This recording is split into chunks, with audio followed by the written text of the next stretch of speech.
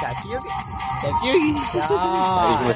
सरस्वती माता की जय। 10 हो गया, लास्ट सरस्वती माता की बिना कुछ कर हंस बहाने की जय।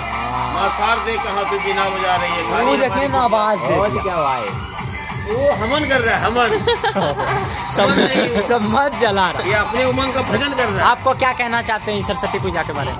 हम क्या कहना चाहते हैं, हम कहते हैं बहुत अच्छा है, तो बच्चे लोग का अच्छे के लिए सब वो लोग के बारे में क्या कहना चाहते हैं? वो बानर सब है, ये लोग को वो लोग को निगलेक्ट कर दिया जाए। आने वाला साल से जो है करने को आवश्यकता नहीं है। हम लोग का माँ खुश है ना, हम लोग का माँ खुश है ना, एकदम खुश है एकदम। अभी इस बार से ज्यादा खुश है आने बार। ना देखिए भगवान जहाँ रहेगा ना, सोच रहा है, ये विचार कर रहे हैं ये लोग अगले बार नहीं करेंगे, ये विचार नहीं होने देंगे, ये विचार जहाँ श्रद्धा चार्ज रहेगा ना वहाँ हर साल प्रोग्रेस करेगा। ऐसा नहीं करे। ये लोग कुंजड़ बना रहा है। हाँ तब कुंजरा बना रहे हैं मोहल्ला को।